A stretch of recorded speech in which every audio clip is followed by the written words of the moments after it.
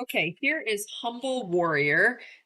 This is an adorable little horse. He's a 6-year-old 15 hand thoroughbred gelding by Mohaman, and he's out of a more than ready mare. He had 35 career starts. He made about $150,000. He's had 5 starts this year in 2025. He has not hit the board at all, so he's been very non-competitive. And he actually just ran on August 14th, so he's only about 2 weeks since his last race. So he's been here for, I don't know, we're probably going on 2 weeks, maybe. We're going on 2 weeks now. And this is just a really laid back, easy type of horse. Um, we did this on Friday. I'm actually not even getting to editing this video until today, which is Sunday. This video is from Friday. I put a handful of rides now on him. I think this is his third or fourth post-track ride when we did this on Friday. We just introduced poles and little teeny tiny jumps, like cross rail size jumps. And he was just totally adorable, as I expected he would be, because he's just been so easy and laid back for everything. And actually, so the next thing on his to-do list is to hopefully get him out to the field. The one thing I'll say is that he's definitely, well, I think he's a little foot sore. He feels a little bit stabby to me at times. He feels fine 95% of the time, but sometimes when he's like stepping out of the canter or just little moments, I feel a little bit of stabbiness in his front feet. So he has spent quite a bit of time with his feet wrapped up in magic cushion. And I've gone through more tubs of magic cushion this summer than I would like to because it's wildly expensive, but it does work. So it's definitely helping him. And he'll see my farrier this week. And so maybe we'll put some pads on, or we'll do whatever he thinks is the best idea to help get him most comfortable on his front feet. So the funniest thing happened when I got on this horse, and I would pay like a huge amount of money to be able to go back and actually get this on video. I'm so sad that we didn't have it yet. So, I got on him at the mounting block, and we have that on video. And then I literally just walked around that corner, and we start coming down the next long side. And if you'll notice in the mounting block clip, he had some ears on. He had some really cute black ears on. Well, we come around that first corner, we're walking down the long side, a fly or something lands on his neck. And so he does what every horse does, and he shakes his head. And I guess I had the bridle on too loose, or the ears were too slippery and the bridle was too loose. I don't know. But literally, he just shakes his head at the fly, and the entire bridle just falls off his face to the ground. So then I'm just sitting there on him, holding the reins, and the bridle's on the ground.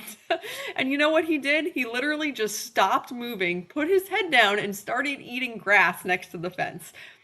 It was totally priceless. I mean, these are like the moments you couldn't make them up if you tried, these things that happen. So anyway, I obviously got right off. I tightened up the bridle a little bit, and we lost the ears. So I don't think you'll be seeing him in ears again because now I'm a little bit scarred. But anyway, it was just priceless, and it was really cute, and he was just absolutely couldn't have been better. He literally, the second the bridle came off, he just literally stopped moving, and it was really cute. So anyway, here he is being introduced to some poles and things, and he was extremely honest and happy to do all the things.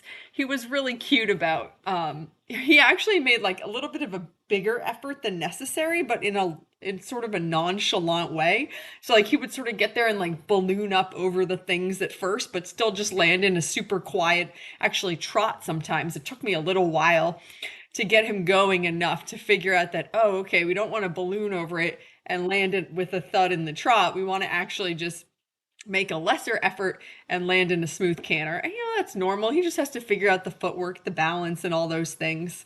And actually, he cantered a couple cross rails, and he did that really nicely. So cantering to these things will help him to figure out the footwork if it's not coming super naturally in the trot. So this is my bigger raised flower box. This is the first time he's seeing it. And I just loved his reaction here because so he's not seen that. He's not walked over that. I haven't let him walk up to it to sniff it yet. So he comes right up to it. And of course, he's a little shocked. He comes to a stop, and they're allowed to stop. I don't want them to run out. If they run out, then that's on me. I wasn't riding effectively enough. But if they need to stop, then that's okay. He takes a little sniff. I put my leg on, and he just pops over it right from a standstill. I mean, that's just absolutely perfect. That's what I would always hope would happen when they need a little learning moment. So now this is the next time he's coming back to it. Actually, that was really cute. And so here now he's figuring out that he can land. He's jumping in with a more normal effort. He's not ballooning and landing in a canter. And I believe here we're going to canter our cross rail. So this is the first thing he's cantering to on the approach. And he's very, very honest. And he actually does the little add up there, and it's quite perfect. I think he might have knocked it down, but that's totally irrelevant. It doesn't matter. Of course, they're going to knock it down when they're learning this stuff. So the first time to that cross rail, he sort of does the same thing. He lands in a canter, which is great, but he really makes a big ballooning effort over it. So we just wanted to end by just smoothing that out, helping him to realize that yes, we want him to land in the canter. He's very good coming away from the jump, but we just want him to jump with a little bit less effort and just sort of focus on keeping coming rather than just jumping up really high. I will say when horses do that, they tend to sort of scare themselves sometimes with the over effort.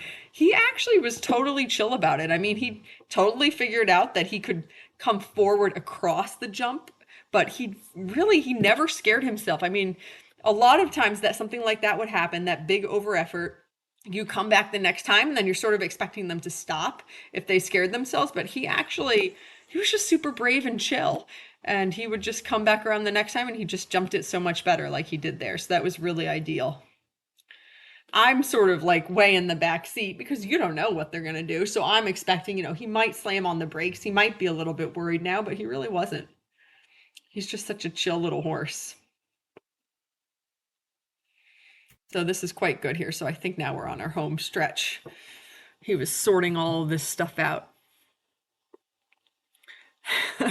So we had taken a break from that. We come back to it a couple minutes later, and it was a very nice effort. He jumped it well, but he still over jumped it just a little bit. I believe we're going to canter our cross rail again here, and this time he figures it out. He gets the footwork, doesn't touch the cross rail. Yeah, that was quite perfect. So that was really good. I was very happy with that.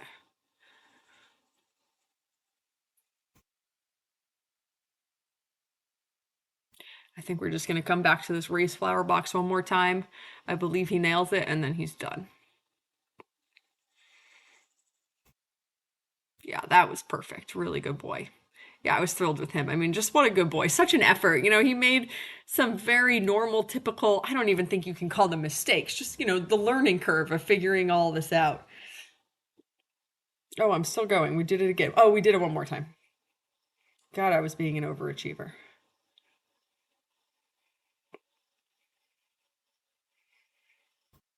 I must have thought he could do it a little more perfect, which, okay, yeah, that's very perfect. So that's probably the most nonchalant, chill, least effort to that one. So that was good. So then we ended on that note. And so here he is on cross ties. I've been starting pretty much every horse with giving them a good curry because, the bugs are out, the huge bombers are out. So everybody's really been enjoying a nice curry to start, get all their bug bites scratched, and he was loving it. And he is just so cute. I mean, he's just like the horse that I just go and I smother him with kisses, and he loves his peppermints, and you can love all over him, touch him anywhere. He's just happy for all the attention. Super, super sweet horse.